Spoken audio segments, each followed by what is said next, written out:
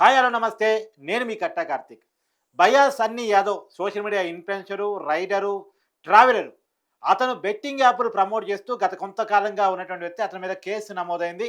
ఇప్పుడు అతను పరారీలో ఉన్నట్టు మనకి సమాచారం అందుతుంది. అతని కోసం పోలీసులు గాలిస్తున్నట్టు తెలుస్తా ఉంది. అయితే అతనికి సంబంధించినటువంటి అనేక విషయాల్ని నా అన్వేషణ ఛానెల్ నిర్వహిస్తున్నటువంటి అన్వేషు బయటకు తీసుకొచ్చాడు. బెట్టింగ్ యాప్‌ల ద్వారా దాదాపు 30,00,00,000 సంపాదించాడు అనేటువంటి విషయాన్ని ఆయన బయటకు తీసుకొచ్చి చెప్పే ప్రయత్నం చేశాడు. సో వీటన్నిటి గురించి మాట్లాడుకునే ప్రయత్నం చేద్దాం. మనతో ఉన్నారు ప్రముఖ ఆర్‌జే శేఖర్ భాష. సార్ నమస్కారం.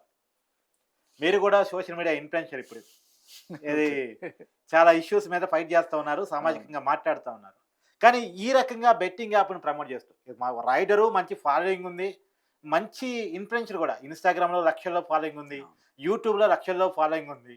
కానీ దాన్ని తప్పుదోవ పట్టించే విధంగా బెట్టింగ్ యాప్‌ని ప్రమోట్ చేస్తూ వీడియోలు చేయటం. దాదాపు 2024లోనే 50 యాప్‌ని ప్రమోట్ చేశారంట. మొత్తం మనకందుతున్న సమాచారం ప్రకారం 500 వీడియోలు బెట్టింగ్ యాప్‌ని ప్రమోట్ చేస్తూనే ఉన్నాయి అనేటువంటిది నేను చెప్తుందే కాదు నాన్ వేష్ కూడా చెప్పాడు. ఎలా చూడాలి? సో, ఈయన మీద పెట్టిన సెక్షన్‌లు చూస్తే ఒకటి 420 చీటింగు. ఓకే. ఇంకొకటి ఆర్గనైజ్డ్ క్రైమ్. ఓకే. 111 బిఎన్ఎస్. ఆ! హ్మ్. అంటే బేసికల్లీ ఏదన్నా ఒక పద్ధతిగా ఒక గోడ కట్టినట్టు, అవును. ఒక మొక్క అంటు కట్టినట్టు చేయడం అనేది ఆర్గనైజ్డ్ క్రైమ్ అంటారు. హ్మ్. సో, ఇవి బేసిక్ ఎక్కువ సెక్షన్‌లు కనబడుతున్నది. హ్మ్. ఇక ఈయన పారిపోయాడు అనే దానికి బేసికల్లీ ఇది జరిగినప్పుడు అబ్స్కాండ్ అనే రాస్తారు పోలీసులు. ఎఫ్ఐఆర్ ఉందా? ఎఫ్ఐఆర్ ఉందిగా, మీరు ఒకసారి సెక్షన్స్. చూపించండి. ఆ! హ్మ్. సో బేసికలీ అబ్స్కాండ్ అని రాస్తారు. రాసినంత మాత్రాన ఇదేమని కాదు, వాళ్ళు లీగల్‌గా వాళ్ళు చూసుకుంటారు. ఓకే.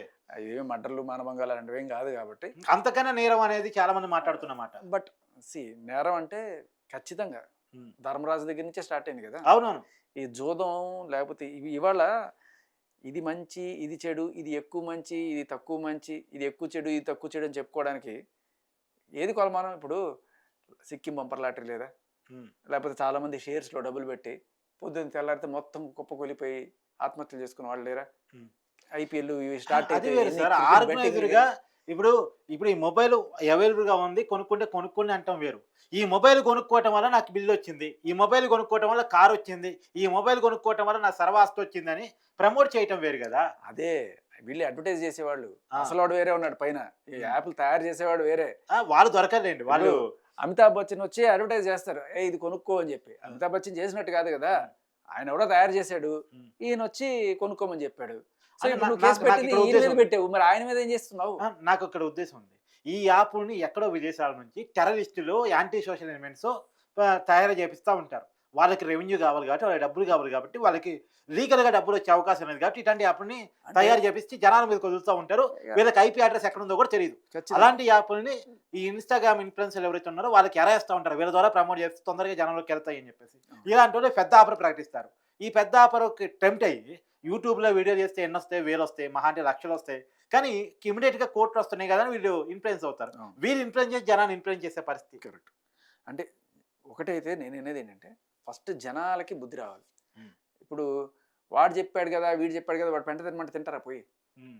అదేలెండి. తింటారా? అది జనాల్లో వాడు చైతన్యం ఏం రావాలి. చేసాడు, అవును. ఒక యూట్యూబ్ వీడియో చేసుకున్నాడు. అది ఏదో ఊరిస్తూ ఏదో చేసుకున్నాడు. హ్మ్. చేసినంత మాత్రాన ఇదిగో పెంట చూడండి చాలా రుచిగా ఉంటది. ఈ పెంట చాక్లెట్‌తో తయారు చేసిన పెంట తినండి అంటే పోయి తింటావా? హ్మ్. తినం గదా! హ్మ్. నీకు బుద్ధుండాలి కొన్నవాడికి ఫస్ట్. హ్మ్. సరే, వీళ్ళ పైనుండే వాళ్ళు వీళ్ళందరిని ఎలా డీల్ చేయాలి అనేది గవర్నమెంట్ ఒక పాలిసీ తీసుకొస్తే, అవును. బేసికల్లీ ఏంటంటే వీళ్ళందరూ ఎలాంటి వాళ్ళంటే, హ్మ్. ఇప్పుడు సపోజ్ ఏదో ఒక ప్రోడక్ట్ ఉంది.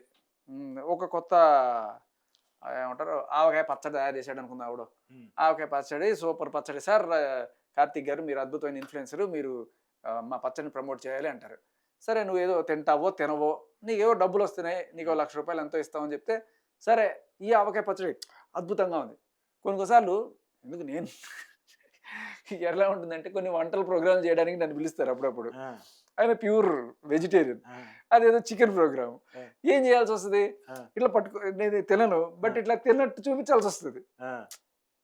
కానీ నేను ఏదో మొహమాటానికి అట్లా పెట్టుకోవడం తప్ప తినను. హ్మ్. మనం తిన్నామా? లేదా? దాన్ని నువ్వు టేస్ట్ చేసి నిజంగా బాగుందని చెప్తున్నావా? అనేది ఇమ్మెటీరియల్. హ్మ్. నీకు డబ్బులు ముట్టినాయి. నువ్వేం చేస్తావు? నువ్వు ఒక యాక్టర్‌వి. హ్మ్. నీకు ఒక ప్రొడ్యూసర్ డబ్బులిచ్చాడు. నువ్వు యాక్ట్ చేసావు. హ్మ్. అలాగే ఈయనకి ఆ యాప్ వాడెవడో డబ్బులిచ్చాడు. ఈయన యాక్ట్ చేశాడు. అయితే ఈ యాప్ సక్రమమైందా? అక్రమమైందా? అనేది చూసుకోకపోవడం ఖచ్చితంగా ఈయన తప్పు. హ్మ్. ఇప్పుడు నేనేమంటానంటే సార్ మీరు చాలా మంచి పాయింట్ చెప్పారు. ఇప్పుడు నాన్ వెజ్ తినరు కానీ నాన్ వెజ్‌ని సరే ప్రమోట్ చేయడానికి సిద్ధపడ్డారు. నాన్ వెజ్ చేతిలో పట్టుకొని బావుందని చెప్పారు. అదే తినకూడని ప్రోడక్ట్, తింటే చచ్చిపోతారనుకున్న ప్రోడక్ట్, నిద్ర మాత్రం మింగొచ్చు ఏమీ కాదు అని ప్రమోట్ చేశారనుకోండి, అది కేసు తప్పు కదా అది. ఖచ్చితంగా ఖచ్చితంగా. కాకపోతే అది చేసినవాడు తినేవాడు మధ్యలో సచిన్ టెండూల్కర్ అమితాబ్ బచ్చన్ ఉన్నారు. ఓకే, వీళ్ళు ఏం చేస్తారు, కటౌట్లో నిల్చొని ఇట్లా పోజులు పెడతారు తప్ప వీళ్ళు అనేవాళ్ళు బేసికల్లీ అంటే ఈ మధ్య కాలంలో చట్టంలో వీళ్ళని కూడా ఇంప్లికేట్ చేశారు. అవును, నువ్వు కూడా ప్రమోట్ చేసిన దానికి రెస్పాన్సిబుల్ అవుతావు, కానీ ఇది మెయిన్గా అడ్వర్టైజ్ చేసే వాళ్ళకన్నా చేసే వాళ్ళని కొట్టడం అనేది చాలా ఇంపార్టెంట్. వీళ్ళంతా చిల్లర బ్యాచ్, చిన్న చిన్న వాళ్ళు వీళ్ళు. అసలు ఆ యాప్స్ లోపలికి ఎలా వస్తున్నాయి, ఆ ఐపీ అడ్రస్ని బ్లాక్ చేయడం ఎట్లా, వాటిని అసలు ఏ రకంగా ఏపీకేస్ కానీ ఏ రకమైన ఫైల్స్ కూడా డౌన్లోడ్ చేసినా అవి ఏ రకంగా నెట్ కనెక్ట్ కాకుండా చూడడం ఎట్లా అనేది చేయాలి. సో ఈయన కాకపోతే ఇప్పుడు బోల్డ్ మంది ఉన్నారు అబ్బా, ఈయన ఒకటే కాదు, హైదరాబాద్లో ఇలా 100 మంది ఉన్నారు. నేను అనేది అడిగారు ఇలాంటి వాళ్ళ గురించి ఎందుకు మాట్లాడుకోవాలంటే సోషల్ మీడియాలో ఎక్కువ మంది ఇన్ఫ్లుయెన్స్ చేయగల కెపాసిటీ ఉన్నారు కాబట్టి మాట్లాడుకోవాల్సి వస్తుంది. నేను అనేది అస్సలు ఎవరైతే పాయింట్ ఏంటంటే ఇన్ఫ్లుయెన్స్ అవ్వబడే వాళ్ళ ఏజ్ గ్రూప్ చూద్దాం. 18 కన్నా చిన్న పిల్లలు ఎవరైతే ఉన్నారో వాళ్ళు ఇన్ఫ్లుయెన్స్ అయ్యి చాలా మంది, అంటే వాళ్ళకి విచక్షణ ఉండదు, ఏది మంచి ఏది చెడు అని చూసుకోకుండా వాళ్ళు వెళ్ళి డబ్బులు పెట్టేయడం ఇవన్నీ కూడా. సో వాళ్ళు కనుక ఇన్ఫ్లుయెన్స్ అవుతున్నారంటే అది ఏం తప్పు కాదు, వాళ్ళ అమ్మ నాన్న తప్పు. 18 లోపల పిల్లల బరువు బాధ్యత, వాళ్ళ పెంపకం అంతా కూడా నీది. ఒక తండ్రిగా వాడు ఏం చేస్తున్నాడు చూడాలి, వాడు ఏదైనా దరిద్రపు సైట్లు చూస్తున్నాడా, ఇట్లాంటి యాప్లు వేస్తున్నాడా అనేది తండ్రి బాధ్యత. చెడు ఎక్కడైనా ఉంది ప్రపంచంలో, వెళ్ళి ఎత్తుక్కొని నువ్వు దాంట్లో పడి బొల్లుతానంటే మళ్ళీ వాడు సృష్టించిన వాడు తప్పు అంటే వాడు ఖచ్చితంగా తప్పే. నువ్వేం చేస్తున్నావు, ఇప్పుడు మందు షాప్ పెట్టాడు, ఒక ఆల్కహాల్ షాప్ పెట్టుకున్నాడు, గవర్నమెంట్కి పద్ధతిగా లైసెన్స్ కడతాడు, డబ్బులు వస్తాయి, తాగితే చచ్చిపోతారా అని రోజు సినిమాల్లో వేస్తారు, అది తాగి వాడికి ఇట్లా అయిపోయింది అన్ని చూపిస్తారు, కానీ బయట షాప్లో అమ్ముతుంటారు చక్కగా కూర్చోబెట్టి. ఎందుకు, ప్రతి సిగరెట్కి లేకపోతే ప్రతి మందు బాటిల్కి గవర్నమెంట్కి ఎంత ట్యాక్స్ వస్తుంది, నీ ట్యాక్స్ వస్తుంది కదా అని జనాలు చంపేస్తావా? ఒక పక్క ఒక చిన్న డిస్క్లైమర్ వేసి, అంటే ఈయన కూడా ఏం చేయాలి, రేపటి నుంచి బెట్టింగ్ యాప్స్ ఆరోగ్యానికి హానికరం అని వచ్చిన డిస్క్లైమర్ వేసి చేసుకోవచ్చా? అంటే ఇప్పుడు మీరు పెద్ద తప్పుకి వర్సెస్ చిన్న తప్పుకి పోలుస్తున్నారు, ఇండైరెక్ట్ కొంత సమర్థించే ప్రయత్నం కూడా చేస్తున్నారు. పరిచితుడులో ఒకటి ఉంటుంది, ఇదేమన్నా లార్జ్ ఎక్సెల్ డబుల్ ఎక్సెల్ రా, తప్పే ఎవడ చేసినా అని చెప్పంటాడు చూడండి. సో నేను అనేది ఏంటంటే ఇటువంటి వాళ్ళు, అంటే నాకు తెలిసి ఆయన పేరేంటి, భయ్యా సన్నీ యాదవ్ కాదు, ఆయన పేరేంట బా, మన దాంట్లో విలన్లుగా కూడా చేస్తాడు, సోను సూద్, అలాగే అమితాబ్ బచ్చన్, వీళ్ళందరూ కూడా చేస్తున్నారు, ధోని, విరాట్ కోహ్లీ. కాకపోతే ఏంటి, వీళ్ళు చేసే వాటికి గవర్నమెంట్ లైసెన్స్ ఇచ్చింది. ఇప్పుడు ఏంటంటే నువ్వు దుబాయ్ నుంచి హైదరాబాద్కి వస్తూ ఫ్లైట్లో ఏదో స్మగ్లింగ్ చేసి బంగారం తెచ్చుకున్నాం అనుకుందాం. ఈ స్మగ్లింగ్ అంటే ట్యాక్స్లు కట్టకుండా ఎగ్గొట్టి ఏదో రకంగా షిప్పుల్లోనో వాటిలోనో ఎటో తెప్పించుకున్నాం. దీనికంటే బిల్లు పత్రం ఉండదు, ఏదో రకంగా తెచ్చేసుకొని ఇక్కడ గ్రామం ఎంత ఇప్పుడు ఎంత ఉంది, సరే 10,000 ఉండదు అనుకుందాం. ఈ 10,000 ఉండేది నేను 9,000కి అమ్మేస్తాను, లేకపోతే 9,500కి అమ్మేస్తాను, తక్కువకి ఇచ్చేస్తాను అని చెప్పి నువ్వు స్మగ్లింగ్ చేసి అమ్ముకుంటున్నావు. బంగారమే, దానికన్నా బెటర్ క్వాలిటీ కూడా ఉండొచ్చు, కానీ దానికి లేనిది దీనికి ఉన్నది ఏంటి? ఆ బంగారానికి ఈ బంగారానికి తేడా ఏమిటి? షాపుల్లో పద్ధతిగా ట్యాక్స్లు కట్టి వీళ్ళు బంగారమే అమ్ముతారు, కట్టాలి అని చెప్పి నేను డైరెక్ట్ ఏదో రకంగా తీసుకొచ్చి కూడా కర్ణాటకలో డీజీపీ కూతురు రంజారావు దొరికింది. అవును. సో వాళ్ళకి ఆ బంగారానికి ఈ బంగారానికి తేడా ఏంటి? ఇది ఇంకా క్వాలిటీ ఉండొచ్చు, లేదా ఇది కంప్లీట్ మోసం కూడా. అదే కదా, ఇప్పుడు గవర్నమెంట్ కొంత లైసెన్స్ ఇచ్చిన యాప్ అంటే దానికి కొన్ని పర్మిషన్స్ కండిషన్స్ ఉంటాయి, ఆ నిబంధనలు లోపలే పనిచేస్తాయి. కానీ ఈ యాప్లకి నిబంధనలు ఉండవు, పైగా ఈ డబ్బులు టెర్రరిస్టులకి వెళ్ళొచ్చు, సంఘ విద్రోహ శత్రులకు వెళ్ళొచ్చు, వాళ్ళకి ఈ డబ్బులు అందే పరిస్థితి ఉండొచ్చు కాదు సార్. అవును, అది అనేది నేను అనేది. ఇప్పుడు మనం కొట్టే లైకో మనం చేసే ఫాలోయింగో బయట ఫారెన్ దేశాలకి లేదా పాకిస్తాన్ టెర్రరిస్టులకి పోతుందంటే ఖచ్చితంగా దాన్ని నిషేధించాలి కదా.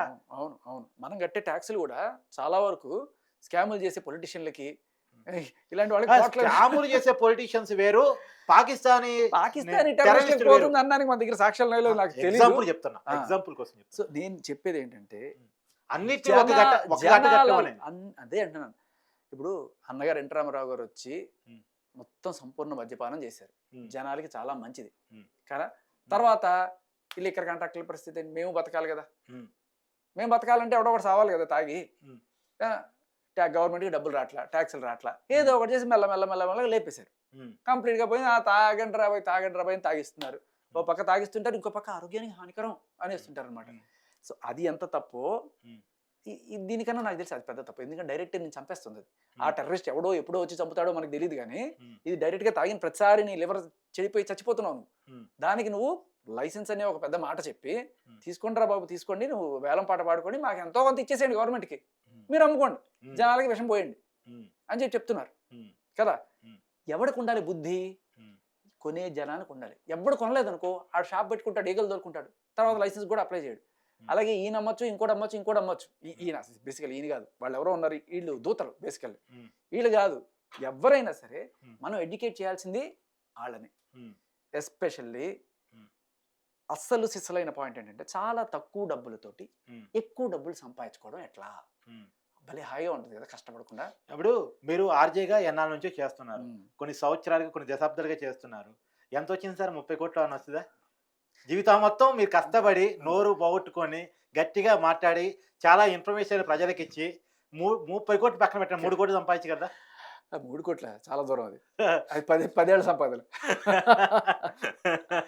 కానీ నేను చెప్పేది అదే అంటున్నా, నేను 3 కోట్లు సంపాదించినా లేదు, 1 కోటి సంపాదించినా లేకపోతే లక్షల్లో సంపాదించినా కూడా అందరూ, ముఖ్యంగా ఇది యూత్లో ఉన్న ప్రతి పిల్లాడికి అలాగే మిడిల్ ఏజ్లో ప్రతి వాళ్ళకి కూడా చేరాల్సిన చాలా ఇంపార్టెంట్ పాయింట్ ఏంటంటే, మీకు నచ్చిన పని మీరు చేసుకుంటూ పోండి, ఆటోమేటిక్గా డబ్బు ఫాలో అవుతుంది.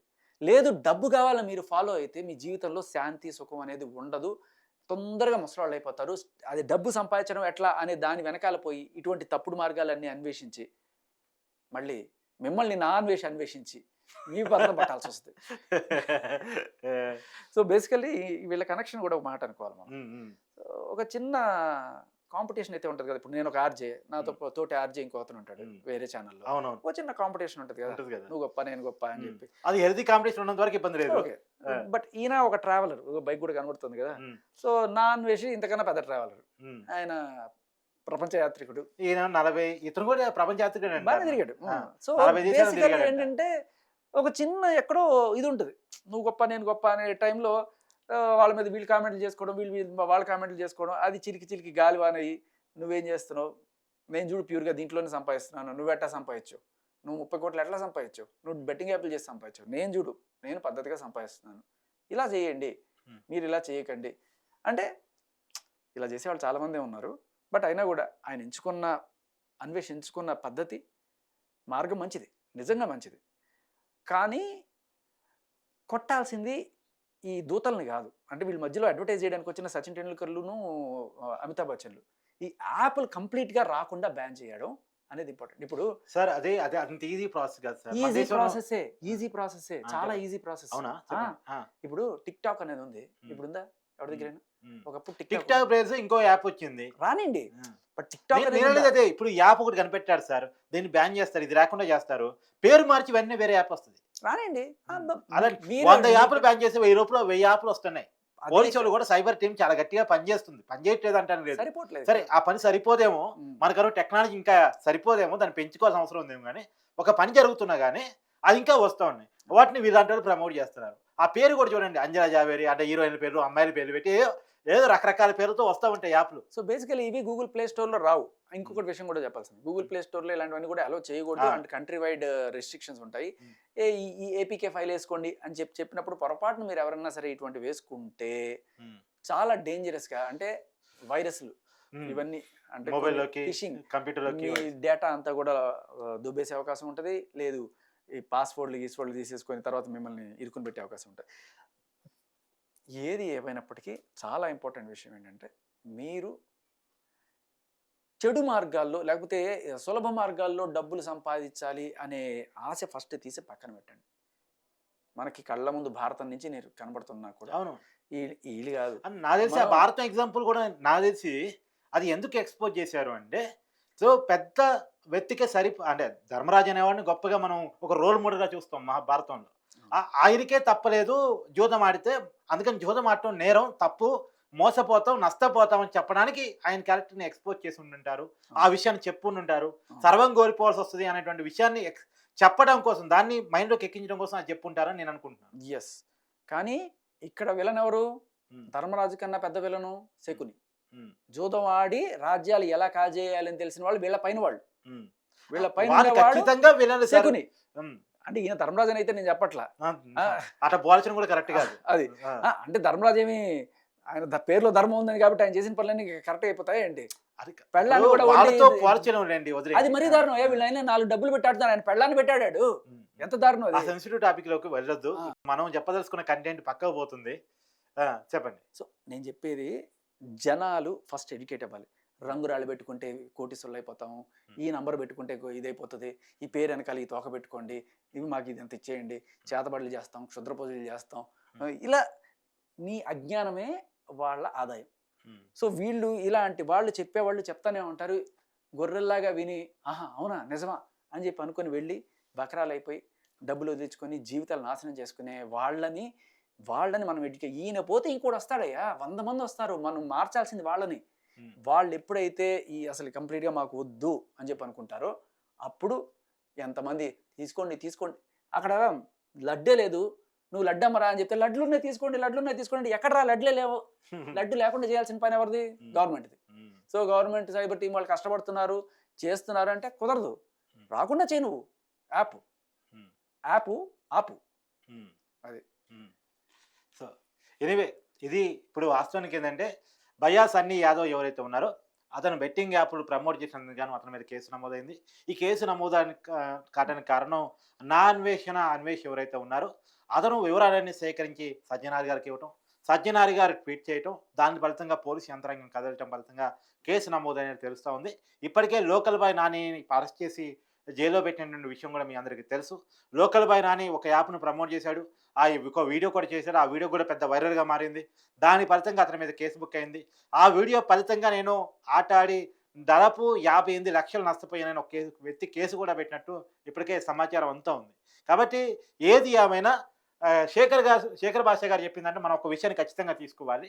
మనం ఎవరిని పడితే వాళ్ళని నమ్మితే, ఎవరికి పడితే వాళ్ళని ఫాలో అవుతాయి, వాళ్ళు చెప్పిన మాటలకి మంచి చెడు అనే విచక్షణ లేకుండా కనుక దాన్ని ఫాలో అయితే జరిగే నష్టం కోలుకోనంత, మీ జీవితాలు కోల్పోయేంత. అసలు ఇంకో విషయం కూడా చెప్తా, వాళ్ళు వీళ్ళని కాదు, నీకు గవర్నమెంట్ అయినా సరే లైసెన్స్ ఇచ్చి తాగితే నువ్వు తాగు అని చెప్పిస్తే నువ్వు తాగేసి లివర్ పాడు చేసుకొని ఇదిగో గవర్నమెంట్ చెప్పింది అందుకని నేను తాగాను, నా లివర్ చచ్చిపోయింది కాబట్టి ఆ గవర్నమెంట్ నా లివర్కి అయ్యే ట్రాన్స్ప్లాంటేషన్కి అయ్యే 50 లక్షలు ఇవ్వాలని చెప్పి నువ్వు కేసు ఇస్తే గవర్నమెంట్ ఇవ్వదు. అర్థమైందా? ఇంకొక విషయం కూడా మేము జనాన్ని చెప్పదలుచుకున్నాను, వీరిని అరెస్ట్ అయితే వీళ్ళు తప్పు చేశారు కాబట్టి అరెస్ట్ అయ్యారు, జైలుకి పోయారని మనం తప్పట్టు కొట్టుకోవచ్చు. కానీ దీన్ని వీళ్ళు చెప్పేది ఫాలో అయ్యి గేమ్స్ ఆడి కోల్పోయిన డబ్బులు ఆస్తులు అయితే తిరిగి రావు, కోల్పోయిన ప్రాణాలు కూడా తిరిగి రావు. దయచేసి ముందే ఇలాంటి విషయాన్ని ఫాలో అయ్యే ముందే 1-2 సార్లు చెక్ చేసుకోండి, ఏది రైట్ ఇన్ఫర్మేషన్, ఏది రాంగ్ ఇన్ఫర్మేషన్, ఎవరిని మనం లైక్ కొట్టాలి, ఎవరిని మనం ఫాలో కావాలి. ఖచ్చితంగా ఇక్కడ ఒక్క విషయం అయితే చెప్పాలి, ఇక్కడ నా అన్వేషణ నేను ప్రత్యేకంగా అభినందిస్తున్నాను.